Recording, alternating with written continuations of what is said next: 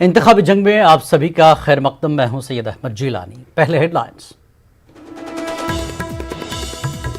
वज़ीर आला नीतीश कुमार के वर्चुअल खिताब के साथ जेडीयू के इंतखाबी मुहिम की शुरुआत। अपोजिशन को बताया कमजोर, लालू खानदान पर साधा निशाना। बीजेपी की इंतखाबी मुहिम में आई शिद्दत। नवादा में सुशील मोदी और बांका में भूपेंद्र यादव की रैली। 15 साल बनाम 15 साल पर फोकस। तेजस्वी यादव कल से करेंगे इंतखाबी मुहिम की शुरुआत। समस्तीपुर के रोसड़ा में करेंगे चुनावी रैली।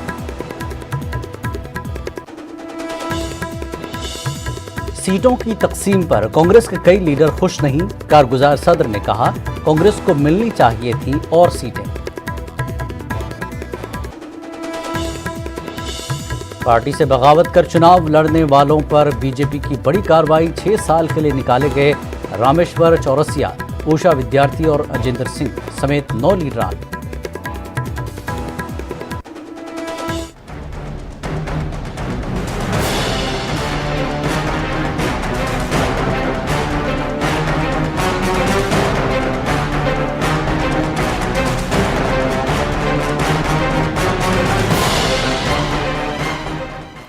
वज़ीर आला नीतीश कुमार ने अपनी इंतखाबी मुहिम की शुरुआत कर दी है। पटना के जेडीयू दफ्तर से अवाम को वर्चुअल रैली के जरिए खिताब किया।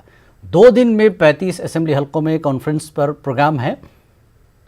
आज 6 जिलों के 11 असेंबली में डायलॉग का इनेकाद किया गया था। इसमें अमरपुर, धौरिया, बलिहार, तारापुर, जमालपुर, सरियागढ़ा, शेखपुरा, बरबग्गा, नवादा, सुल्तानगंज और गोविंदपुर के लोगों से रब्ता किया।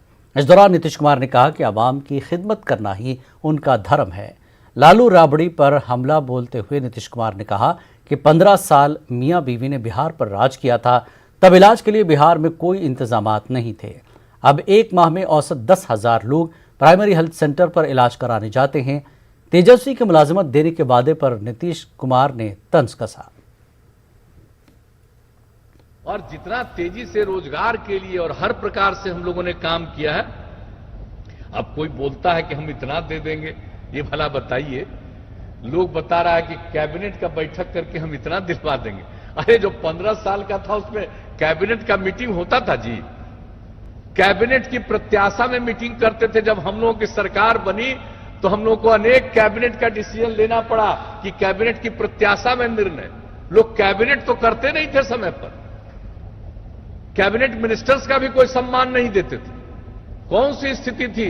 चंद लोग को छोड़ दीजिए तो बाकी लोगों की क्या स्थिति थी, किस तरह का सरकार चलाते थे। और कहीं से भी कोई बात करे, प्रचारित करे, यह संभव है? आप समझ सकते हैं दुनिया में कहीं भी आजकल बेरोजगारी की बात लोग कर रहे हैं। जरा बताइए तो, दुनिया के किसी भी मुल्क में सरकारी सेवा में ही सबको नौकरी मिलती है? यह है संभव? ये कहीं किसी को पता है? लेकिन इस तरह की बात करेंगे, इसलिए हम लोगों को कहेंगे सचेत रहिए। हम लोग एक एक काम कर रहे हैं कि भाई काम देख लीजिए, हम तो काम करने वाले हैं। कुछ लोग हैं जो जुबान चलाते हैं, काम करने से कोई रुचि नहीं है, न काम करने के बारे में किसी भी प्रकार का अनुभव है, न अब आजकल तो चल रहा है ये क्या अब स्थिति है। हम लोग तो पूरे बिहार को अपना एक परिवार मानते, लेकिन कुछ लोगों का क्या है, पति पत्नी बेटा बेटी यही परिवार है। और हमारे लिए तो पूरा बिहार परिवार है। तो हम तो पूरे बिहार के परिवार के सदस्य हैं और हम सब एक परिवार के अंग हैं। और कुछ लोग जो निजी परिवारवाद पर चल रहे हैं, समाज को जो बांटने की कोशिश कर रहे हैं, इससे सचेत होइएगा। आप जान लीजिए, विकास का काम जितना हो, लेकिन अगर आपस में झगड़ा पैदा किया जाएगा तो विकास पीछे चला जाता है।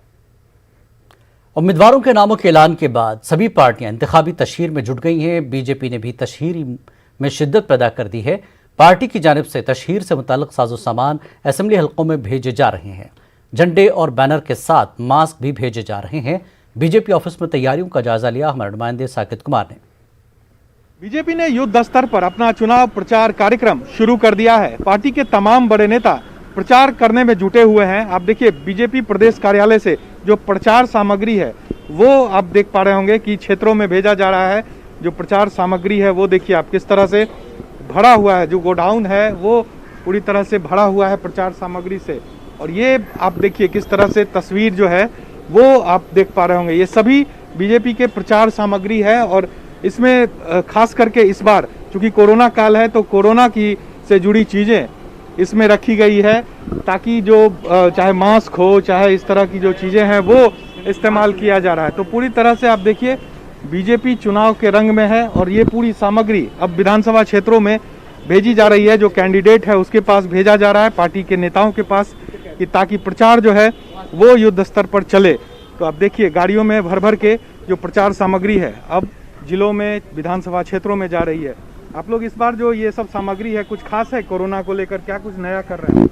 हाँ बिल्कुल, कोरोना को लेकर के इस प्रचार सामग्री में मास्क भी है, लेकिन झंडा है और सब पटका है, ये सब जा रहा है। और ये जिन जिन क्षेत्रों में चुनाव है सब पूरे बिहार में जा रहा है और इन प्रचार सामग्रियों के माध्यम से हम प्रचार करेंगे।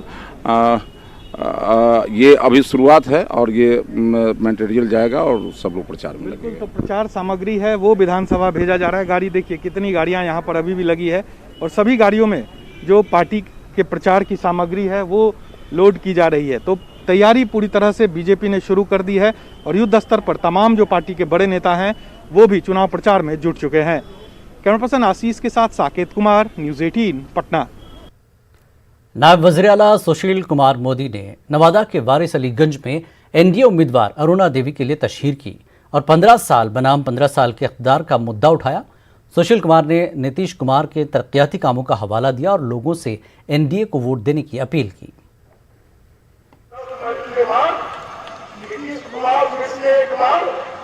नरेंद्र मोदी के आशीर्वाद से बिहार के मुख्यमंत्री बनेंगे, भाजपा नेतृत्व की सरकार बनेगी और जो बचा हुआ काम है उसको अगले 5 साल के अंदर हम पूरा करने का काम करेंगे। और आपने लिए कि 45 साल में ज्यादा काम हुआ या 15 साल में ज्यादा काम हुआ या हमारे 15 साल में ज्यादा काम हुआ, अगर लगता है कि एनडीए के 15 साल में ज्यादा काम हुआ बिहार बीजेपी के इंचार्ज भूपेंद्र यादव ने जमुई में पार्टी के आला ओहदेदारों के साथ मीटिंग की।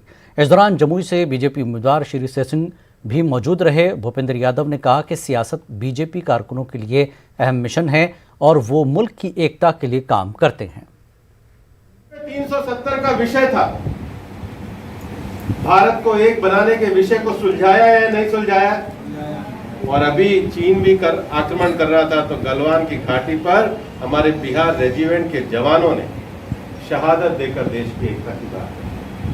भारतीय जनता पार्टी विकास के साथ साथ राष्ट्रवाद और राष्ट्रीयता के विषय को लेकर के आगे चलती है और इसलिए भारतीय जनता पार्टी का जो कार्यकर्ता काम करता है वो केवल पार्टी के लिए नहीं, उसके लिए राजनीति एक मिशन का रूप है और राजनीति मिशन का अर्थ है कि हम देश की एकता को जिंदा रखें, देश की एकता के साथ देश के हर गरीब को ताकत भी दें।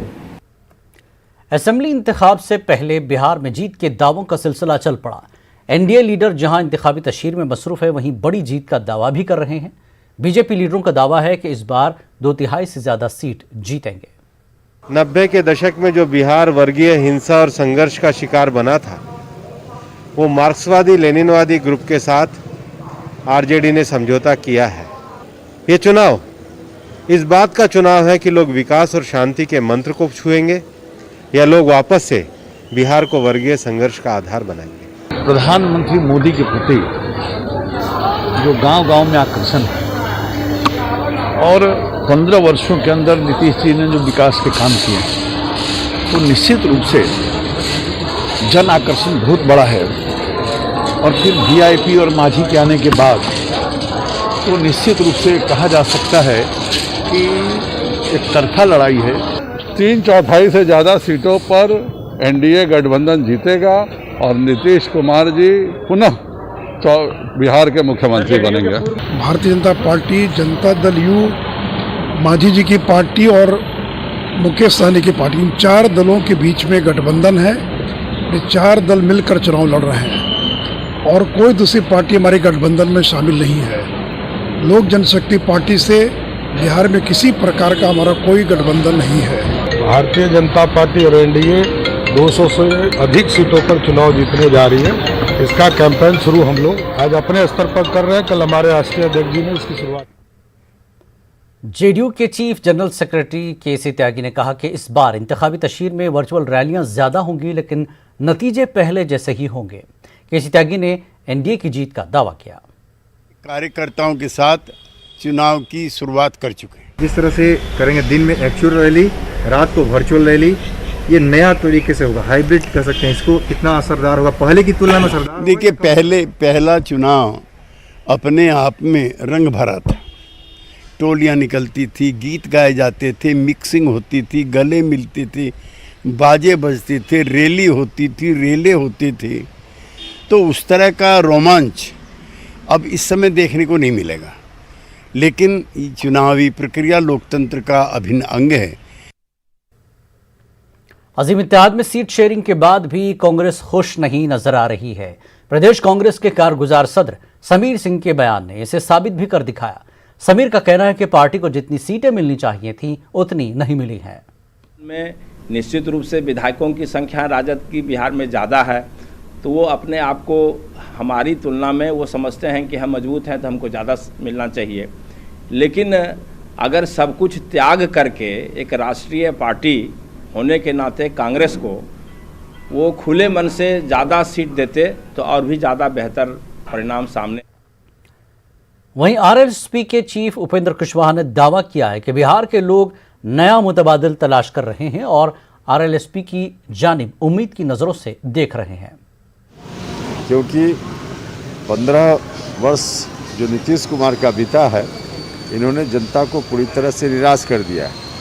और पहले जिनका शासन 15 साल था, उन्होंने तो निराश किया ही था और उस बात के लिए जनता ने उनको सज़ा दे दी है।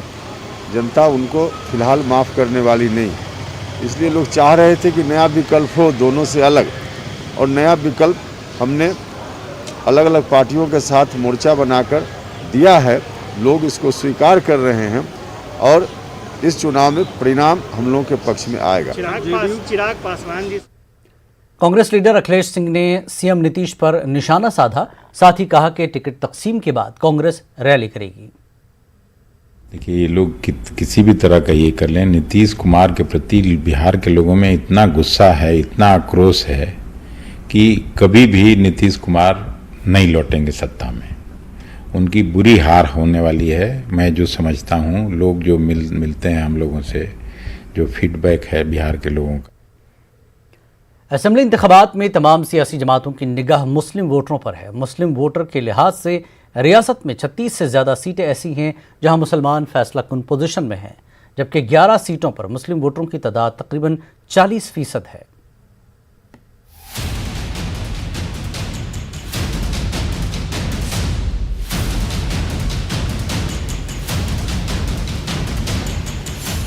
बिहार असेंबली इंतखाबात में सीट शेयरिंग के साथ ही वोटों के जोड़ और घटाव का काम भी जारी है। मुस्लिम वोटों के हवाले से भी हिकमत अमली बनाई जा रही है। रियासत में मुतअद्दिद असेंबली नशिस्तों पर मुस्लिम वोटर्स फैसला कुन किरदार अदा करते हैं, यानी उनका वोट उम्मीदवारों की तकदीर का फैसला करता है। ऐसी सूरत हाल में बीजेपी के अलावा तमाम सियासी जमातें या इत्तेहाद मुस्लिम वोट को अपने हक में लेने के लिए एड़ी चोटी का जोर लगा रही हैं। आरजेडी का माई समीकरण का नारा बरकरार है, लेकिन कभी कभी माई समीकरण यानी मुस्लिम यादव की सफ में दरार भी पड़ती रही है। इस मर्तबा के चुनाव में भी असदुद्दीन ओवैसी के इत्तेहाद के आने से मुस्लिम वोटरों को यकजा रखने के लिहाज से अजीम इत्तेहाद के सामने एक बड़ा चैलेंज है। मुस्लिम वोटर के लिहाज से 36 से ज्यादा नशिस्तों पर मुस्लिम वोटर्स फैसला कुन किरदार में हैं। ये नशिस्तें सीमांचल समेत 4 अजला में फैली हैं। हम आपको बता दें कि इन अजला में मुस्लिम वोटर्स 20 से 40% या उससे भी ज्यादा हैं। रियासत में तकरीबन 11 सीटें ऐसी हैं जहां मुस्लिम वोटरों की तादाद 40% के करीब है। जहां तक मुस्लिम आबादी का सवाल है तो 2011 की मर्दमशुमारी के मुताबिक बिहार में मुसलमानों की आबादी 16.9% है। लिहाजा बिहार में हर इंतखाबात के दौरान मुस्लिम वोटरों पर तमाम सियासी जमातों की पैनी निगाह रहती है। Bureau report, news 18 Urdu. Bihar assembly इंतखाबात को लेकर रियासत की मुस्लिम तंजीमें भी सरगर्म हो गई हैं। फलाही काम का दावा करने वाली मुस्लिम तंजीमें फिलहाल सियासी पार्टियों को कुव्वत पहुंचाने के काम में मसरूफ नजर आ रही हैं। साफ तौर से कुछ कहने से मुस्लिम तंजीमों की जानिब से गुरेज किया जा रहा है, लेकिन अंदर ही अंदर एक पार्टी की हिमायत करने का फैसला हो चुका है। पेश पटना से महफूज आलम की रिपोर्ट। असेंबली इंतखाबात को लेकर सियासी गहमा गहमी शबाब पर। सियासी माहौल में मुस्लिम तंजीमें भी हुई सियासी। अंदर ही अंदर जेडीयू की हिमायत करने का किया फैसला। कैमरा के सामने खुलकर कुछ कहने से कर रहे हैं गुरेज, लेकिन नीतीश कुमार के पढ़ रहे हैं कसीदे। अजीम इत्तेहाद की भी उलमा का एक तबका कर रहा है हिमायत। मुस्लिम वोटरों के दरमियान तस्वीर नहीं हो रही है साफ। इसके लिए मुस्लिम तंजीमों की जानिब से चलाई जाएगी मुहिम। कल तक वजीर आला नीतीश कुमार के कामों पर सवाल उठाने वाली मुस्लिम तंजीमें आज वजीर आला की शान में कसीदे पढ़ती नजर आ रही हैं। अकलियतों के मसाइल पर लगातार हुकूमत को निशाना बनाने वाले लोगों की नजर में अकलियतों के लिए सबसे बेहतर काम नीतीश कुमार ने किया है। ऑल इंडिया मिल्ली काउंसिल के नायब सदर मौलाना अनीसुर रहमान कासमी के मुताबिक इस बार के इंतखाब में मुस्लिम समाज काफी सोच समझकर फैसला करेगा। मौलाना अनीसुर रहमान ने कहा कि नीतीश कुमार का काम काफी अच्छा रहा है। देखिए, जहाँ तक सीटों के देने का है तो आपके इल्म में है कि पार्टियां जो भी हों, वो पार्टी भी जो मुसलमानों का, अक़लियतों का 100% वोट लेने का दावा करती है, उसने भी हिस्सेदारी पूरी नहीं दी है और न अच्छे लोगों को टिकट दिया है। इसकी वजह से अक़लियतों में अंदर से काफ़ी गम व गुस्सा है। देखिए, जहाँ तक के अच्छे किरदार वाले लोग हैं उनकी हिमायत की जाएगी, और चाहे वो किसी भी पार्टी के हों।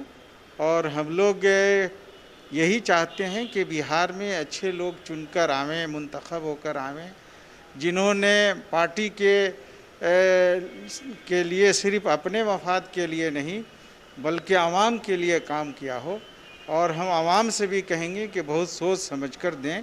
मौजूदा वज़ीर आला ने बिहार को जो तरक्की दी है वो बहरहाल काबिल कदर है, और अब रह गई बात मुस्तकबिल की, तो ये तो सारे वोटर फैसला करेंगे।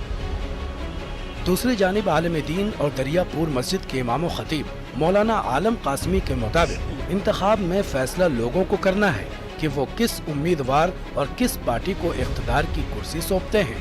लेकिन बात अगर तरक्याती कामों की हो तो वजीर आला नीतीश कुमार का कोई जवाब नहीं है। आलम कासमी ने कहा कि असेंबली इंतखाबात में बिहार की आवाम अपनी बेदारी का सबूत पेश करेंगे। बहैसियत वज़ीर आला मजमूई तौर पे तो उनका काम अच्छा रहा है और उन्होंने बहुत ही तवाज़ुन के साथ, बहुत बैलेंस के साथ उन्होंने हुकूमत किया है, इसमें कोई दो राय नहीं है। लेकिन अब आइंदा इस सूरत हाल में वो वज़ीर आला बन पाएंगे या नहीं बन पाएंगे, इस एतबार से भी लोगों को थोड़ा तशवीश है कि उनकी हिमायत के बाद वो इस लायक हों कि वो वज़ीर आला रहें, तो क्या पोजीशन रहती है, तो उमूमी रुझान के बाद ही हम लोग कुछ नतीजे तक पहुँच सकते हैं। वाज़ेह रहे कि बिहार में तकरीबन 17% आबादी अक़लियती वोटरों की है। ऐसे में तमाम सियासी पार्टियों की नज़र मुस्लिम वोटों पर है और मुस्लिम तंजीमों की नज़र वोटरों के रद्द अमल पर है। 2 दिन कबल मुस्लिम तंजीमों के एक वफ्द से वजीर आला ने मुलाकात की थी। माना जा रहा है कि वजीर आला से मुलाकात के बाद मिल्ली तंजीमों के लोग इंतखाबात में सियासी पार्टियों को फायदा पहुँचाने की कोशिश में जुट गए हैं। उधर कुल हिंद अइम्मा मसाजिद बिहार ने ऐलान किया है कि उनके लोग अजीम इत्तेहाद को हिमायत करेंगे। हमारे तंजीम जो है कुल हिंद अइम्मा मसाजिद जो है महागठबंधन को सपोर्ट कर रहे हैं, इसलिए कि अवाम बदलाव चाह रही है। 15 साल से हुकूमत कर रहे हैं नीतीश कुमार, लेकिन नीतीश कुमार बज़ाहिर तो अच्छा आदमी है, लेकिन उनका जो गठबंधन बीजेपी से है तो सही नहीं है और वो उसी के मुताबिक काम कर रहे हैं। जैसे उर्दू का मामला जो है उन्होंने जो है ख़त्म कर दिया स्कूल से, और जो आहिस्ता आहिस्ता जो मुसलमानों के जो हकूक़ होना चाहिए उसको पामाल करते जा रहे हैं। इसलिए हम लोगों ने महागठबंधन को सपोर्ट करने जा रहे हैं और इसको मौका देना चाहिए एक दफ़ा, इसलिए कि बार बार जो है इनकी हुकूमत अवाम बदलाव चाहती है। इशारा साफ है कि मुसलमानों का वोट तकसीम होगा। सूबे में हर इलाके का वोट पैटर्न अलग अलग है। कहीं इलाके की बुनियादी मसाइल पर लोग उम्मीदवारों का चुनाव करते हैं, तो कहीं मुस्लिम तंजीमों की अपील के बाद मखसूस पार्टी या उम्मीदवार को वोट डालने का फैसला करते हैं। देखना अहम होगा कि मुस्लिम तंजीमों का वोटरों पर कितना असर पड़ता है। न्यूज़ 18 उर्दू के लिए पटना से महफूज आलम की रिपोर्ट। बिहार में मुसलमानों को अपनी जानिब राग़िब करने के लिए सभी सियासी पार्टियां कोशां हैं और नीतीश कुमार भी इसमें किसी से पीछे नहीं है। एक वक्त था जब मुस्लिम वोट बैंक के लिए नीतीश कुमार ने बीजेपी से नाता तोड़ दिया था, लेकिन इस बार नीतीश कुमार ने टिकट की तकसीम में मुसलमानों का खास ख्याल रखा।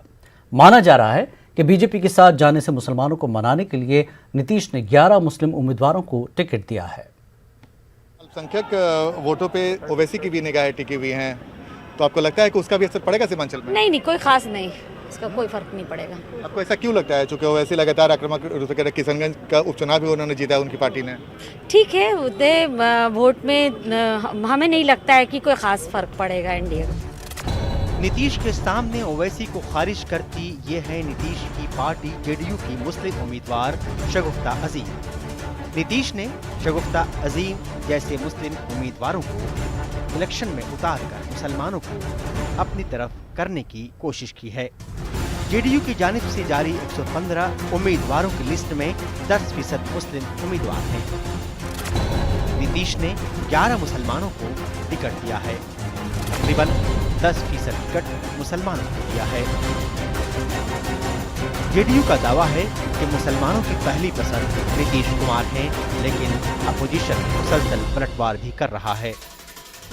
ये लगातार उनकी सोच रही है, माननीय नेता की ये सोच है। जब से उन्होंने सरकार में आए 2005 में, जब से उन्होंने सरकार का गठन किया और जनता ने बिहार की सेवा करने का मौका दिया, उस समय से लेकर आज तक, मैं अभी की हाल की घटना में आपको बताना चाहता हूँ, पूरे हिंदुस्तान में एक वाहिद यूनिवर्सिटी अरबिक फ़ारसी जो मौलाना मजहरुल हक यूनिवर्सिटी के नाम से जानी जाती है, पूरे हिंदुस्तान में अरबी फ़ारसी यूनिवर्सिटी नहीं है। क्योंकि मैं खुद पर्शियन बैकग्राउंड का स्टूडेंट रहा हूँ, और वो 1 साल के पीरियड में इतनी बड़ी यूनिवर्सिटी अल्पसंख्यकों के लिए दी, तो सिर्फ़ और सिर्फ इनका ध्येय है कि मुसलमान बच्चे पढ़ें और आगे बढ़ें। वो कुछ नहीं, कोई फ़र्क ही नहीं पड़ेगा। मैंने बताया ना, कोई फ़र्क नहीं पड़ेगा, किसी को भी दे दे वो कोई फ़र्क नहीं पड़ेगा। माइंड सेट है बिहार की जनता का, और वो वोट करेगी महागठबंधन को और महागठबंधन की सरकार बनेगी। जेडीयू ने 10% टिकट अल्पसंख्यक समाज को दिया है। इन बातों का कोई मायने रखता है क्या? क्या बिहार के अल्पसंख्यक नहीं जानते कि नीतीश कुमार जी ने बिहार में लगातार बीजेपी के एजेंडा पर काम किया है? भारतीय जनता पार्टी को फलने फूलने का मौका अगर बिहार में मिला है तो उसके लिए नीतीश कुमार जी जिम्मेदार हैं। तो भाजपा के गोद में बैठकर सत्ता में रहने वाले लोग, सरकार चलाने वाले लोग। हालांकि पहली बार नहीं है जब नीतीश कुमार ने मुसलमानों को अपनी जानिब राग़िब करने की कोशिश की हो।